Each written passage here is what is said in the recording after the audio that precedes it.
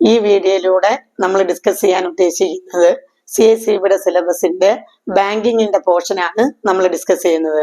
നിങ്ങൾക്കറിയാം CSEBയിൽ ബാങ്കിങ്ങിന് 20 മാർക്കിനാണ് ക്വസ്റ്റ്യൻസ് വരുന്നത്.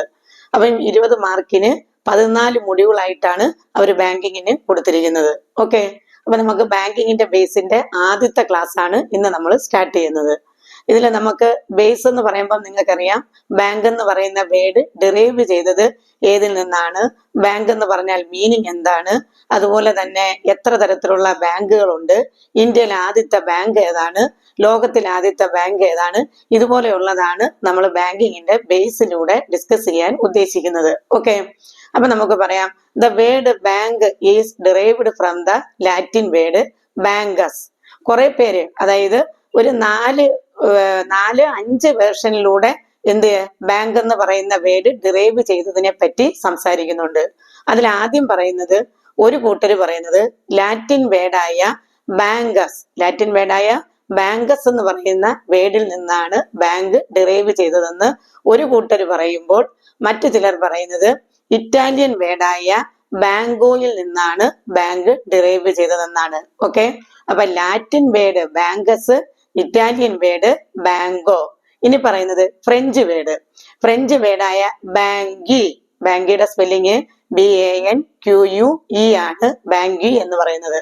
അപ്പം ബാങ്കി എന്ന് പറയുന്ന വേർഡിൽ നിന്നാണ് ബാങ്ക് ഡിറൈവ് ചെയ്തതെന്ന് ഒരു കൂട്ടർ പറയുന്നുണ്ട്. ഓക്കെ, അപ്പൊ നിങ്ങൾ CSEBക്ക് ക്വസ്റ്റ്യൻ ഇതിൽ നിന്ന് അങ്ങനെ ഇല്ല എങ്കിലും, അതായത് ഈ പറയുന്ന ഏത് വേർഡിൽ നിന്നാണ് ഡിറൈവ് ചെയ്തതൊക്കെ നേരത്തെ ആയിരുന്നു അങ്ങനത്തെ ക്വസ്റ്റ്യൻസ് ഒക്കെ ചോദിച്ചുകൊണ്ടിരുന്നത്. ഇപ്പം കുറച്ചുകൂടെ ഒക്കെ അകത്തോട്ട് കയറി, അതായത് ബാങ്കിങ്ങിന്റെ ഉള്ളിലോട്ട് കയറിയുള്ള ക്വസ്റ്റ്യൻസ് ഒക്കെ തന്നെയാണ് ചോദിക്കുന്നത്. എങ്കിലും നിങ്ങളൊന്ന് അറിഞ്ഞിരിക്കുക, ലാറ്റിൻ വേർഡ് ഏതാണ്, അത് ചിലപ്പോൾ ഒന്ന് തിരിഞ്ഞു പോകും. ലാറ്റിൻ വേർഡ് ഏതാണ്? ബാങ്കസ്. ഇറ്റാലിയൻ വേർഡ് ഏതാണ്? ബാങ്കോ. ഫ്രഞ്ച് വേർഡ് ഏതാണ്? ബാങ്കി. ബാങ്കിയുടെ സ്പെല്ലിങ് BANQUE ആണ്. BANQUE ആണ് ബാങ്കി. ഇതിനെല്ലാം വേർഡ് മീനിങ് ആയിട്ട് പറയുന്നത്. ഇനി അതുപോലെ തന്നെ ജർമ്മൻ വേർഡ് പറയുന്നുണ്ട്. ജർമ്മൻ വേർഡ് ബാങ്ക്, BANK എന്ന് പറയുന്ന, അല്ലെങ്കിൽ BANC എന്ന് ചിലർ പറയുന്നുണ്ട്. BANC എന്നോ BANK എന്നോ പറഞ്ഞാലും കുഴപ്പമില്ല, അതാണ് ജർമ്മൻ വേർഡ്. ഇതിന്റെ എല്ലാം മീനിങ് ബെഞ്ച്, അല്ലെങ്കിൽ ഹീപ്പ് ഓഫ് എമൗണ്ട്, അല്ലെങ്കിൽ അക്യുമുലേഷൻ ഓഫ് മണി, ഇതൊക്കെ തന്നെയാണ് ഇതിന്റെ എല്ലാം മീനിങ് പറയുന്നത്. ഇതിന്റെ ഒന്നും മീനിങ് അങ്ങനെ നിങ്ങൾക്ക് ചോദിക്കത്തില്ല. അതായത് ഇപ്പം ലാറ്റിൻ വേർഡായ ബാങ്കസ്, സാധാരണ നമ്മൾ പറഞ്ഞു വെക്കുന്നത് ലാറ്റിൻ വേർഡായ ബാങ്കസിന്റെ അർത്ഥം എന്താണെന്ന് ചോദിച്ചു കഴിഞ്ഞാൽ എന്താണ്? ഹീപ്പ് ഓഫ് മണി, അല്ലെങ്കിൽ അക്യുമുലേഷൻ ഓഫ് മണി, അതായത് പൈസയുടെ കൂമ്പാരം, അല്ലെങ്കിൽ ഒരുപാട് പൈസകൾ വന്ന് വീഴുന്നു എന്നുള്ള അർത്ഥത്തില് ബാങ്കസ് എന്ന് പറയുന്ന ലാറ്റിൻ വേർഡിൽ നിന്നാണ് ബാങ്ക് ഉണ്ടായതെന്ന് പറയുന്നുണ്ട്. എന്നാൽ ഫ്രഞ്ച് വേർഡ് അത് ബെഞ്ച്, അപ്പം അതായത് ഒരു ടേബിള് എന്നൊക്കെയുള്ള അർത്ഥത്തിൽ വരുന്ന ഫ്രഞ്ച് വേർഡ്, അതുപോലെ തന്നെ ഇറ്റാലിയൻ വേർഡ്, ഇങ്ങനെ പറയുന്ന ഇതിന്റെ എല്ലാം മീനിങ് ഒന്നുകിൽ ഹീപ്പ് ഓഫ് മണി, അല്ലെങ്കിൽ അക്യുമുലേഷൻ ഓഫ് മണി, അല്ലെങ്കിൽ പറയുന്നത് ബെഞ്ച്, അല്ലെങ്കിൽ ടേബിൾ, ഇങ്ങനെയൊക്കെ അർത്ഥം വരുന്ന ബാങ്കസ്, ബാങ്കോ, ബാങ്കി, അതല്ലെന്നുണ്ടെങ്കിൽ ബാങ്ക്, BANC എന്നോ BANK എന്നോ പറയുന്ന ജർമ്മൻ വേർഡിൽ നിന്നുമാണ് ബാങ്ക് ഉണ്ടായതെന്നാണ് എന്ത് അസംഷൻ. ഓക്കെ, ഇതാണ് ബാങ്ക് എന്ന് പറയുന്ന വേർഡ് ഡിറൈവ് ചെയ്തത്. അടുത്ത ഭാഗം നമുക്ക് പറയാനുള്ളത് എന്താണ് ബാങ്ക്. നമുക്ക് ഏറ്റവും പ്രധാനപ്പെട്ട ഒരു മീനിങ് ബാങ്ക് എന്ന് പറഞ്ഞാൽ എന്താണ്, അതാണ് നമ്മളൊന്ന് അറിഞ്ഞിരിക്കേണ്ടത്. അത് ചിലപ്പോൾ എല്ലാവർക്കും അറിയണമെന്നില്ല. ബാങ്കിന്റെ മീനിങ് എന്താണെന്ന് എല്ലാവർക്കും അറിയണമെന്നില്ല. നിങ്ങൾ ചിലപ്പോൾ എല്ലാ ക്ലാസ്സുകളിൽ നിന്നൊന്നും കേട്ടിട്ടും കാണത്തില്ല. എന്താണ് ബാങ്കിന്റെ മീനിങ്? ബാങ്കിന്റെ മീനിങ് എന്താണെന്ന് വെച്ചാൽ a financial intermediary between the user of money and the saver of money. എന്താണ്? Financial intermediary between the saver of money. നമുക്ക് ആദ്യം പറയാം, അതാ ശരി. അതായത് a financial intermediary between the saver of money and the user of money is called bank. Okay, അപ്പൊ ബാങ്കിന്റെ meaning എന്താണെന്ന് ചോദിച്ചു കഴിഞ്ഞാൽ എന്താ പറയണ്ടേ? ബാങ്ക് എന്ന് പറഞ്ഞാൽ ഒരു ഫിനാൻഷ്യൽ ഇന്റർമീഡിയറി ആണെന്ന് എല്ലാവർക്കും അറിയാം. അതായത് ഒരു സാമ്പത്തിക ഇടപാടുകൾ നടത്തുന്ന ഒരു സ്ഥാപനമാണ് ബാങ്ക് എന്നുള്ളത് എല്ലാവർക്കും അറിയാം, അല്ലയോ? അതായത് മണി ടേംസിലുള്ള കാര്യങ്ങളാണ് അവിടെ കൈകാര്യം ചെയ്യുന്നത് എന്നുള്ളത് എല്ലാവർക്കും അറിയാം. അതുകൊണ്ട് തന്നെ ഈസ് എ ഫിനാൻഷ്യൽ ഇന്റർമീഡിയറീസ്. ഇനി ആരും തമ്മിലുള്ളതാ? Saver of money and the user of money. അപ്പൊ ഇവിടുന്ന് ഒരു കാര്യമുണ്ട്. ആരാണ് സേവർ? സേവർ ഓഫ് മണി ആരാണ്? നിങ്ങൾക്കറിയാമോ സേവർ ഓഫ് മണി ആരാണ്? സേവർ ഓഫ് മണി എന്ന് പറഞ്ഞാൽ ആരാണെന്ന് വെച്ചാൽ കസ്റ്റമേഴ്സ് അല്ലെങ്കിൽ depositors of bank. Depositors of ബാങ്കിനെയാണ് നമ്മൾ ആരെന്ന് വിളിക്കുന്നത്? Saver of money. അപ്പൊ ആരാണ് user of money? User of money എന്ന് പറഞ്ഞാൽ ആരാന്ന് ചോദിച്ചാൽ ബോറോവേഴ്സ് അല്ലെങ്കിൽ ലോൺ എടുക്കുന്നവരെയാണ് നമ്മൾ ആരെന്ന് വിളിക്കുന്നത്? User of money. അപ്പൊ നോക്കേ, ബോറോവേഴ്സിനെയും അതുപോലെ തന്നെ ഡെപ്പോസിറ്റേഴ്സിന്റെയും ഇടയ്ക്ക് നിന്ന് പ്രവർത്തിക്കുന്ന ഇന്റർമീഡിയറീസിനെയാണ്, അതും ഫിനാൻഷ്യൽ ഇന്റർമീഡിയറീസിനെയാണ് നമ്മൾ ബാങ്ക് എന്ന് വിളിക്കുന്നത്. അപ്പൊ ഹൂ ഈസ് സേവർ എന്ന് ചോദിച്ചാൽ നിങ്ങൾ എന്താ പറയും? Depositor of money. അതുപോലെ തന്നെ ഹൂ ഈസ് യൂസർ എന്ന് ചോദിച്ചാൽ നിങ്ങൾ എന്താ പറയും? The persons who take the loans അല്ലെങ്കിൽ ബോറോവേഴ്സ്. ബോറോവേഴ്സിനെയാണ് നമ്മൾ യൂസർ എന്ന് വിളിക്കുന്നത്. അപ്പൊ ക്ലിയർ ആയോ? ഡെപ്പോസിറ്ററും ബോറോവറും ഇതിനിടയ്ക്ക് പ്രവർത്തിക്കുന്നത് ബാങ്ക്. ഇപ്പൊ ക്ലിയർ ആയല്ലോ? അപ്പൊ സേവർ ഇതിൽ നിങ്ങൾ മനസ്സിലാക്കേണ്ടത് സേവർ ആരാണെന്ന് മനസ്സിലാക്കുക, അതുപോലെ തന്നെ യൂസർ ആരാണെന്ന് മനസ്സിലാക്കുക. സേവർ എന്ന് പറയുന്നത് ഡെപ്പോസിറ്റർ ആണ്, യൂസർ എന്ന് പറയുന്നത് ആരാണ്? ബോറോവർ ആണ്. ഇതിനിടയ്ക്ക് നിന്ന് പ്രവർത്തിക്കുന്ന ഒരു ഫിനാൻഷ്യൽ ഇന്റർമീഡിയറി ആണ് ബാങ്ക് എന്ന് പറയുന്നത്. ഓക്കെ, അപ്പൊ നമ്മൾ പറഞ്ഞു വന്നത് ബാങ്ക് എന്ന് പറയുന്ന വേർഡ് ഡിറൈവ് ചെയ്തത് ഏതിൽ നിന്നാണ്? ബാങ്ക് എന്ന് പറഞ്ഞാൽ അതിന്റെ വേർഡ് മീനിങ് എന്താണ്? ഓക്കെ, ഇനി ഇതില് നമുക്ക് അറിയേണ്ട മറ്റൊരു ബേസിക് ആയിട്ടുള്ള കാര്യമാണ് ഈ ബാങ്ക് എന്ന് പറയുന്ന കോൺസെപ്റ്റ് ആദ്യമായി യൂസ് ചെയ്തത് ആരാണ്? ഏത് രാജ്യക്കാരാണ് ബാങ്ക് എന്ന് പറയുന്ന കോൺസെപ്റ്റ് ആദ്യമായി യൂസ് ചെയ്തത്? ആരായിരിക്കും? ബാബിലോണിയൻസ്. നിങ്ങൾ കേട്ടിട്ടുണ്ടായിരിക്കും ബാബിലോണിയൻസിനെ, അല്ലയോ? ആരാ ബാബിലോണിയൻസ്? നമ്മൾ അക്കൗണ്ടൻസിയുടെ കാര്യങ്ങൾ പറയുമ്പോഴും അവിടെ പറയുന്നതാണ് ബാബിലോണിയൻസ് ആൻഡ് ഈജിപ്ഷ്യൻസ്. അതായത് പൈസയുടെ കണക്കുകളുമായി ബന്ധപ്പെട്ടും അല്ലെങ്കിൽ പൈസയുടെ ട്രാൻസാക്ഷനുമായി ബന്ധപ്പെട്ട് പ്രവർത്തിക്കുന്നതാണ് ബാങ്ക്. അതുമായി ബന്ധപ്പെട്ടതാണ് അക്കൗണ്ടിങ്. അതുകൊണ്ട് തന്നെ ഇത് തമ്മിൽ എന്തുണ്ട്? ഒരു കണക്ഷൻ ഉണ്ട്. അപ്പം ബാങ്ക് എന്ന് പറയുന്ന കോൺസെപ്റ്റ് ആദ്യമായി യൂസ് ചെയ്തവര് ബാബിലോണിയൻസ് ആണ്. അവര് തന്നെയാണ് എന്ത്? അക്കൗണ്ടിങ് എന്ന് പറയുന്ന സിസ്റ്റം ആദ്യമായി ഉപയോഗിച്ചവരും. ഓക്കെ, ബാബിലോണിയൻസ് എന്ന് പറയുന്നത് സിവിലൈസേഷന്റെ കാലത്ത് പറയുന്നതാ. അതായത് നമ്മൾ കേട്ടിട്ടുണ്ടായിരിക്കൂലെ സിന്ധു നദീതട സംസ്കാരം എന്നൊക്കെ പറയുന്നത് പോലെയുള്ള അതിനൊക്കെ മുമ്പുള്ള ഒരു സിവിലൈസേഷൻ ആണ് ഏതെന്ന് പറയുന്നത്? ബാബിലോണിയൻസ് എന്ന് പറയുന്നത്. അവരാണ് ആദ്യമായിട്ട് ഏത് യൂസ് ചെയ്തത്? ബാങ്കിങ് എന്ന് പറയുന്നത് യൂസ് ചെയ്തത്. ബാങ്കിങ് എന്ന് പറയുന്ന കോൺസെപ്റ്റ് ആദ്യമായി യൂസ് ചെയ്തവർ അല്ലെങ്കിൽ the users of the banking concept, the first users of banking concept എന്ന് പറയുന്നത് ആരാണെന്ന് ചോദിച്ചാൽ ആരാണ്? ബാബിലോണിയൻസ് ആണ്. ഓക്കെ, ഇനി ഈ ബാബിലോണിയൻസ് ആണ് ഇതിന്റെ ഫസ്റ്റ് യൂസേഴ്സ്. അപ്പൊ ഇതിന് നമ്മളൊരു റെഫറൻസിന് വേണ്ടി ഏതാണ് പണ്ട് കാലങ്ങളിൽ ഉപയോഗിച്ചത്? പണ്ട് കാലങ്ങളിൽ റെഫറൻസിന് വേണ്ടി ഉപയോഗിച്ചിരുന്ന ഗ്രന്ഥങ്ങളുണ്ട്. അത് നമ്മൾ പറഞ്ഞു വെക്കുന്നത് ഏതൊക്കെയാണെന്ന് വെച്ചാൽ മനുസ്മൃതി, അതുപോലെ തന്നെ അർത്ഥശാസ്ത്ര, കൗടില്യന്റെ അർത്ഥശാസ്ത്ര, മനുസ്മൃതി, ഇതൊക്കെയാണ് ഏത് പണ്ട് കാലങ്ങളിൽ റെഫർ ചെയ്തിരുന്നത്. ബാങ്കിങ്ങിനെ പറ്റി അതിന്റെ കോൺസെപ്റ്റിനെ പറ്റി റെഫർ ചെയ്തിട്ടുള്ള ഗ്രന്ഥങ്ങൾ അല്ലെങ്കിൽ ബുക്ക് ഏതാണെന്ന് ചോദിച്ചാൽ ഏതാ? മനുസ്മൃതിയും പറയാം, നമുക്ക് ഏതും പറയാം. അർത്ഥശാസ്ത്ര പറയാം. ഏതാ അർത്ഥശാസ്ത്ര? ആരുടെയാണെന്നറിയാലോ? കൗടില്യ. ഇതൊക്കെയാണ് ഏതെന്ന് പറയുന്നത്? ഇതിന്റെ റെഫറൻസ് ബുക്ക് എന്ന് പറയുന്നത്. ഓക്കെ, ഇനി ഇതിന്റെ ആൻസസ്റ്റേഴ്സ്, അതായത് ഈ ബാങ്ക് ഇന്ന് കാണുന്ന മോഡേൺ ബാങ്കിങ്ങിന്റെ മുമ്പുള്ളവർ അത് ആരൊക്കെയായിരുന്നു? അല്ലെങ്കിൽ ബാങ്കിങ് എന്ന് പറയുന്ന ഇന്ന് നമ്മൾ കാണുന്ന ആ ചട്ടക്കൂടുണ്ടല്ലോ, ആ ഒരു സിസ്റ്റം ഉണ്ടല്ലോ, അതിനു മുമ്പ് ഇത് ഉപയോഗിച്ചിരുന്നവർ അല്ലെങ്കിൽ അതിനു മുമ്പ് ഈ ആക്ടിവിറ്റി നടത്തിയിരുന്നവർ ആരായിരുന്നു എന്ന് ചോദിച്ചാൽ ആരാ?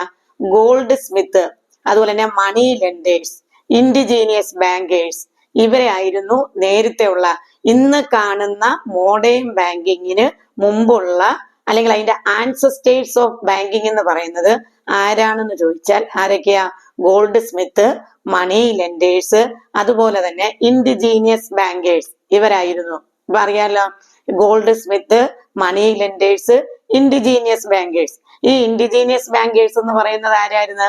പണ്ട് ഒരു കൂട്ടം ആളുകളിൽ മാത്രമേ എന്തുള്ളായിരുന്നു? പൈസ ഉള്ളായിരുന്നു.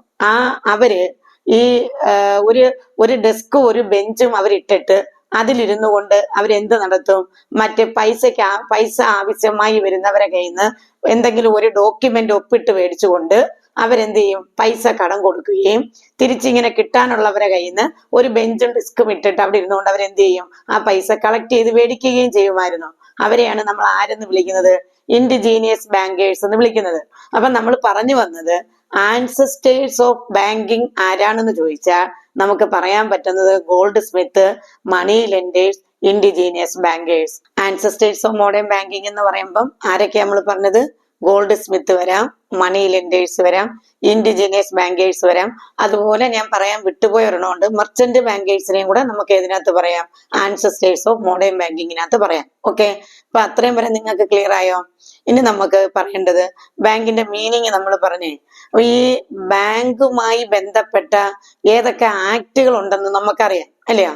അതായത് ബാങ്കിങ് റെഗുലേഷൻ ആക്ട് ഉണ്ട്, അതുപോലെ തന്നെ RBI ആക്ട് ഉണ്ട്, അതുപോലെ തന്നെ പിന്നെ നെഗോഷ്യബിൾ ഇൻസ്ട്രുമെന്റ് ആക്ട് ഉണ്ട്, അല്ലയോ? അപ്പൊ ബാങ്കിങ്ങുമായി ബന്ധപ്പെട്ട് നിൽക്കുന്ന ആക്ടുകൾ എന്ന് പറയുന്നത് പ്രധാനമായിട്ട് ബാങ്കിങ് റെഗുലേഷൻ ആക്ട്, അതുപോലെ തന്നെ നെഗോഷ്യബിൾ ഇൻസ്ട്രുമെന്റ് ആക്ട്, അതുപോലെ തന്നെ മറ്റേ RBI ആക്ട്. ഇതെല്ലാം ബാങ്കിങ്ങുമായി ബന്ധപ്പെട്ടതാണെങ്കിലും ബാങ്കുമായി ബന്ധപ്പെട്ട് നിൽക്കുന്ന ഏറ്റവും പ്രധാനപ്പെട്ട 2 ആക്ടുകൾ ഏതൊക്കെയാണെന്ന് ചോദിച്ചാൽ ഏതാ പറയേണ്ടത്? BR ആക്ട്, ബാങ്കിങ് റെഗുലേഷൻ ആക്ടും അതുപോലെ നെഗോഷ്യബിൾ ഇൻസ്ട്രുമെന്റ് ആക്ടുമാണ് അതിൽ പ്രധാനമായിട്ട് പറയുന്നത്. അതിന്റെ കാരണം എന്താന്ന് വെച്ചാൽ RBI ആക്ട് RBIക്ക് മാത്രമായിട്ടുള്ളതാ, അല്ലാതെ എല്ലാ ബാങ്കിനും കൂടെ വേണ്ടിയിട്ടുള്ളതല്ല RBI ആക്ട്. അപ്പൊ മനസ്സിലായോ നിങ്ങൾക്ക്? അപ്പം നമ്മൾ അത് പറയുമ്പം ബാങ്കുമായി ബന്ധപ്പെട്ട ആക്ട് ചോദിക്കുമ്പോൾ നമ്മളങ്ങ് പറയുന്നതാണ് banking regulation act, NI act, അതുപോലെ തന്നെ RBI ആക്ട്. പക്ഷെ അതില് ഏറ്റവും പ്രധാനപ്പെട്ട ആക്ട് ഏതൊക്കെയാണെന്ന് ചോദിച്ചാൽ ഏതാണ് ബാങ്കുമായി ബന്ധപ്പെട്ട് നിൽക്കുന്ന? ബാങ്കിങ് റെഗുലേഷൻ ആക്ടും അതുപോലെ തന്നെ നെഗോഷ്യബിൾ ഇൻസ്ട്രുമെന്റ് ആക്ടുമാണ് ഈ ഏറ്റവും പ്രധാനപ്പെട്ട് ബാങ്കിങ്ങുമായി ബന്ധപ്പെട്ട് നിൽക്കുന്ന 2 ആക്ടുകൾ എന്ന് പറയുന്നത്. അപ്പൊ നമുക്ക് പറഞ്ഞു വന്നത് ഈ ബാങ്കിങ് റെഗുലേഷൻ ആക്ടിനകത്തെ സെക്ഷൻ 5 സബ്സെക്ഷൻ ബിയിലാണ് ഏതിനെ പറ്റി ഡിഫൈൻ ചെയ്തിരിക്കുന്നത്? ബാങ്കിങ്ങിനെ പറ്റി ഡിഫൈൻ ചെയ്തിരിക്കുന്നത്. അപ്പം ബാങ്കിങ്ങിന്റെ ഡെഫിനിഷൻ ഏതിനകത്താണ്, അല്ലെങ്കിൽ ഡിഫൈൻ ചെയ്തിരിക്കുന്ന സെക്ഷൻ ഏതാണെന്ന് ചോദിച്ചാൽ ഏതാണ്? Banking regulation act section 5B ബാങ്കിങ്ങിനെ ഡിഫൈൻ ചെയ്തിരിക്കുന്നത്. ഓക്കെ, അപ്പൊ നമ്മൾ ബാങ്കിങ്ങിന്റെ മീനിങ് പറഞ്ഞു. ഇനി നമ്മൾ പറയാൻ പോകുന്നത് ബാങ്കിങ്ങിന്റെ ഡെഫിനിഷനാ.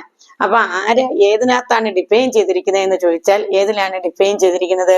ബാങ്കിങ് റെഗുലേഷൻ ആക്ടിനകത്തെ സെക്ഷൻ 5B അതിന്റെ ഡെഫിനിഷൻ കൊടുത്തിരിക്കുന്നത്. അതിനകത്തെ ആ ഡെഫിനിഷൻ എങ്ങനെയാണെന്ന് വെച്ചാൽ നിങ്ങൾക്ക് ചിലപ്പോൾ ക്വസ്റ്റ്യൻ ചോദിക്കുന്നത് ഒരു ഡെഫിനിഷൻ ഇങ്ങ് തന്നിട്ട് ഇത് ആര് ഡിഫൈൻ ചെയ്തിരിക്കുന്നു എന്നായിരിക്കും ചോദിക്കുന്നത്.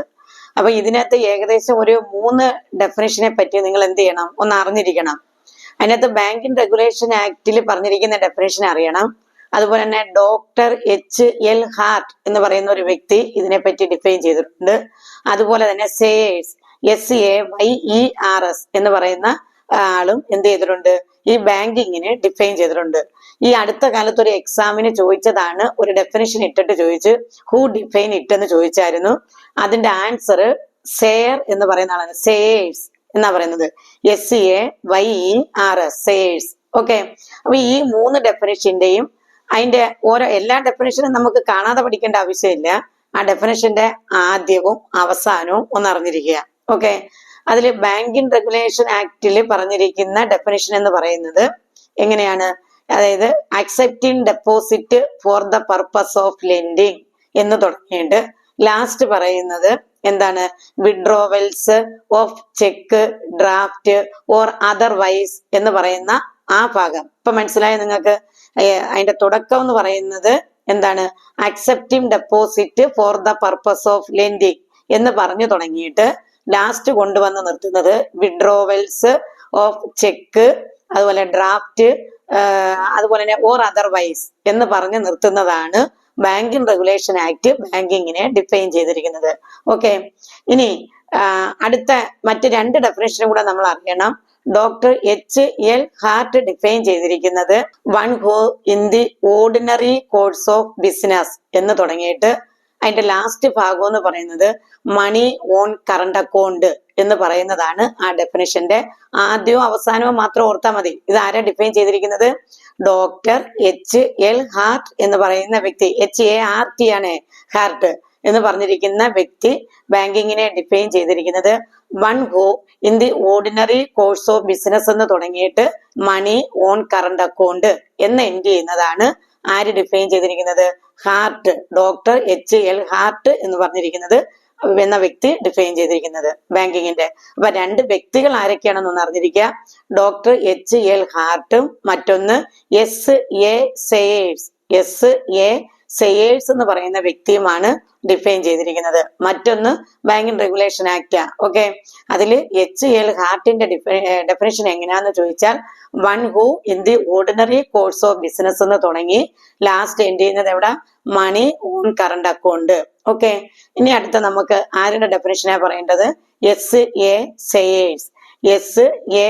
Share, SAYERS, Sayers. സെയേഴ്സിന്റെ ഡെഫിനേഷൻ എന്ന് പറയുന്നത് a bank is an institution whose ഡെപ്റ്റ് DEBT ഹൂസ് ഡെപ്റ്റ് ആർ എന്ന് തുടങ്ങിയിട്ട് ലാസ്റ്റ് കൊണ്ടുവന്ന് പറയുന്ന ഭാഗം അതർ പീപ്പിൾസ് ഡെപ്റ്റ് to each other. Other people's ഡെപ്റ്റ് ടു ഈച്ച് അതർ. അപ്പൊ ഇത് തെറ്റിപ്പോവരുത്. കഴിഞ്ഞ ഒരു പ്രാവശ്യത്തെ എക്സാമിന് ചോദിച്ചതാണ്. ഹൂ ഡിഫൈൻ ഇറ്റ് എന്ന് പറഞ്ഞാണ് അത് ചോദിച്ചത്.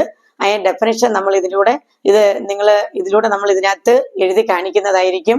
ആ ഡെഫിനേഷൻ നിങ്ങൾ എഴുതിയെടുത്ത് അതങ്ങ് പഠിച്ചോണം. അതായത് എഴുതിയെടുത്ത് പഠിക്കണമെന്ന് പറയുമ്പോൾ നിങ്ങൾ കാണാതെ ഡെഫിനേഷൻ ഫുള്ളായിട്ട് പഠിക്കേണ്ട. അതിന്റെ ഫസ്റ്റ് ഭാഗവും ലാസ്റ്റ് ഭാഗവും നിങ്ങൾ എന്ത് ചെയ്യണം? ഒന്ന് ഓർത്തു വെച്ചേക്കുക. ഓക്കെ, അപ്പം a bank is an institution whose ഡെപ്റ്റ് എന്ന് തുടങ്ങിയിട്ട് ആ ലാസ്റ്റ് കൊണ്ടുവന്ന് എൻഡ് ചെയ്യുന്നത് അതർ പീപ്പിൾസ് ഡെപ്റ്റ് ടു ഈച്ച് അതർ. ഇത് പറഞ്ഞിരിക്കുന്നത് സെയർ ആണ്. ഇത് പറഞ്ഞിരിക്കുന്നത് ആരാണ്? സെയർ. SA അത് ഇനിഷ്യലാണ്. സെയേഴ്സ് എന്ന് പറഞ്ഞാൽ SAYERS, സെയേഴ്സ്. ഇനി ഡോക്ടർ H.L. ഹാർട്ട് ഡിഫൈൻ ചെയ്തിരിക്കുക എങ്ങനെയാണ്? One who in the ordinary course of business എന്ന് തുടങ്ങുന്നത് ആരാ ഡിഫൈൻ ചെയ്തിരിക്കുന്നത്? Doctor H.L. ഹാർട്ട്. അപ്പൊ ആ രണ്ട് ഡെഫിനേഷനൂടെ നിങ്ങൾക്ക് തിരിഞ്ഞു പോകരുത്. അതുപോലെ ബാങ്കിങ് റെഗുലേഷൻ ആക്ടിൽ പറഞ്ഞിരിക്കുന്ന ഡെഫിനേഷനും കൂടെ ഓർത്തു വയ്ക്കുക. ഓക്കെ, അപ്പൊ ആരൊക്കെയാണ് അത് ഡിഫൈൻ ചെയ്തിരിക്കുന്നതെന്ന് ഓർത്തു വയ്ക്കുക. വേറെ കുറെ പേരുടെ ഡെഫിനേഷൻ ഉണ്ട്, എങ്കിലും നമുക്ക് ഇത് മൂന്നെണ്ണം നിങ്ങളൊന്ന് ഓർത്തു വയ്ക്കുക. Doctor H.L. ഹാർട്ടും പിന്നെ ആരാ? S.A. സെയറും. ഓക്കെ, ഇനി അടുത്ത നമുക്ക് അപ്പൊ 3 ഡെഫിനേഷനും നിങ്ങൾ ഓർത്തിരിക്കുമല്ലോ. നമ്മൾ ഇതിലൂടെ നിങ്ങൾക്ക് എഴുതി കാണിക്കുകയും ചെയ്യുന്നുണ്ട്. അപ്പൊ നിങ്ങൾ അത് ആ ഡെഫിനേഷൻ ഒന്ന് നോട്ട്ബുക്കിലോട്ട് ഒന്ന് എഴുതി വെച്ചിട്ട് വേണം എന്ത് ചെയ്യേണ്ടത്? അതിന്റെ ആദ്യവും അവസാനവും നോക്കി വെക്കുക. അപ്പൊ ഈ 3 ഡെഫിനേഷൻ ക്ലിയർ ആയല്ലോ. ഇനി നമുക്കപ്പോ അതിന്റെ മീനിങ് പറഞ്ഞ് നമ്മൾ ഡെഫിനേഷൻ പറഞ്ഞു, ബാങ്ക് എന്ന് പറയുന്ന വേർഡ് ഡിറൈവ് ചെയ്തത് പറഞ്ഞു. ഇനി നമ്മൾ അതിന്റെ ആൻസസ്റ്റേഴ്സ് ആരൊക്കെയാണെന്ന് പറഞ്ഞു. ഓക്കെ, ഇനി നമ്മൾ അടുത്ത ഭാഗം എന്ന് പറയുന്നത് നമുക്ക് first bank in the world, അതുപോലെ ഇന്ത്യയിൽ ആദ്യത്തെ ബാങ്ക്, ഇന്ത്യയിൽ ആദ്യത്തെ മോഡേൺ ബാങ്ക്, ഇതൊക്കെയാണ് നമുക്ക് പറയാനുള്ളത്. First bank in the world, അതായത് ലോകത്തിലെ ആദ്യത്തെ ബാങ്ക് ഏതാന്ന് വെച്ചാൽ ബാങ്ക് ഓഫ് വെനീസ്. ഇറ്റലിയിലെ മൊണാർക്ക് എന്ന് പറയുന്ന സ്ഥലത്താണ് ബാങ്ക് ഓഫ് വെനീസ്. അത് 1157 ഫോം ചെയ്തത്. 1157. ഓക്കെ, അപ്പം first bank in the world bank of Venice, ഇറ്റലിയിലെ മൊണാർക്ക്, 1157 വർഷം. ഇനി അടുത്ത നമുക്ക് പറയേണ്ടത് ഫസ്റ്റ് ബാങ്ക് ഇൻ ഇന്ത്യ ആണ്. ഇന്ത്യയിലെ ആദ്യത്തെ ബാങ്ക്, ഇന്ത്യയിലെ ആദ്യത്തെ ബാങ്ക് ഏതാ? Bank of Hindustan. ഇന്ത്യയിലെ ആദ്യത്തെ ബാങ്ക് ഏതാ? Bank of Hindustan. അത് ഏത് വർഷമാണ്? 1770.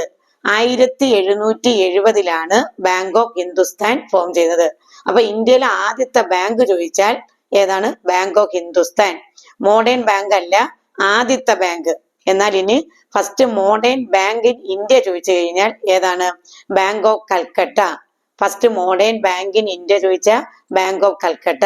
പക്ഷെ ഈ ബാങ്ക് ഓഫ് കൽക്കട്ടയുടെ പേര് ചേഞ്ച് ചെയ്ത് ബാങ്ക് ഓഫ് ബംഗാൾ ആയിട്ടുണ്ട്. അപ്പൊ ബാങ്ക് ഓഫ് ബംഗാൾ 1809 അത് പേര് മാറി ബാങ്ക് ഓഫ് ബംഗാൾ എന്നായി മാറിയത്. അപ്പൊ നിങ്ങൾ നോക്കേ, നിങ്ങൾ ക്വസ്റ്റ്യനകത്ത് ഓപ്ഷൻ തരുമ്പം കൽക്കട്ടയും ബംഗാളും കൂടെ തന്നിട്ടുണ്ടെങ്കിൽ കൽക്കട്ട കൊടുക്കുക. ഇനി ഇല്ല, ബാങ്ക് ഓഫ് ബംഗാൾ ആണെങ്കിൽ ബാങ്ക് ഓഫ് ബംഗാൾ എന്ന് കൊടുക്കുക. കാരണം എന്താണ്, കൽക്കട്ടയുടെ പേര് ചേഞ്ച് ചെയ്ത് ഏതായി മാറിയിട്ടുണ്ട്, ബാങ്ക് ഓഫ് ബംഗാൾ എന്നായി. അപ്പൊ നമുക്ക് വേണമെങ്കിൽ ഫസ്റ്റ് മോഡേൺ ബാങ്ക് ഓപ്ഷനിൽ നോക്കിയിട്ട് ഏതാണെന്ന് പറയാം, ബാങ്ക് ഓഫ് ബംഗാൾ എന്ന് പറയാം. ഇനി കൽക്കട്ടയും കൂടെ തന്നിട്ടുണ്ടെങ്കിൽ അത് കൊടുക്കുക. സാധാരണ അത് തരാൻ സാധ്യതയില്ല, കാരണം ആ ബാങ്കിന്റെ പേര് മാറി ഏതായിട്ടുണ്ട്, ബാങ്ക് ഓഫ് ബംഗാൾ എന്ന് ആയിട്ടുണ്ട്. ഓക്കെ, അപ്പൊ ഇത് അതായത് ലോകത്തിലെ ആദ്യത്തെ ബാങ്ക്, ഇന്ത്യയിലെ ആദ്യത്തെ ബാങ്ക്, ഇന്ത്യയിലെ മോഡേൺ ബാങ്ക്. ഇത്രയും ക്ലിയർ ആയോ നിങ്ങൾക്ക്? ഇനി കേരളത്തിലെ ആദ്യത്തെ ബാങ്ക് ഏതാണെന്ന്, കേരളത്തിലെ ആദ്യത്തെ ബാങ്ക് ഏതാണെന്ന് എല്ലാവർക്കും അറിയാം. ഏതാ? നെടുങ്ങാടി ബാങ്ക്. ഏതാണ്? കേരളത്തിലെ ആദ്യത്തെ ബാങ്ക് ഏതാണെന്ന് വെച്ചാൽ ഏതാ? നെടുങ്ങാടി ബാങ്ക്. 1899 അത് ഫോം ചെയ്തത്. 1899, 1899 ആ വർഷമാണ് ഓർത്തിരിക്കേണ്ടത്. അതായത് കേരളത്തിലെ ആദ്യത്തെ ബാങ്ക് ഏതാണെന്ന് വെച്ചാൽ നെടുങ്ങാടി ബാങ്ക്. 1899 അതിന്റെ ഹെഡ് ഓഫീസ് കോഴിക്കോടാണ്. അതിന്റെ ഫൗണ്ടർ ആരാണ്? അപ്പു നെടുങ്ങാടി എന്ന് പറയുന്ന അദ്ദേഹം ഒരു റൈറ്റർ ആയിരുന്നു, അറിയാലോ. അതായത് അപ്പു നെടുങ്ങാടി എന്ന് പറയുന്ന ആളാണ് അതിന്റെ ഫൗണ്ടർ. 1899 കോഴിക്കോടാണ് അതിന്റെ ഹെഡ് ഓഫീസ്. ഈ അപ്പു നെടുങ്ങാടി ആരാ? അപ്പു നെടുങ്ങാടിയെ പറ്റി അതിനൊരു പ്രത്യേകതയുണ്ട്.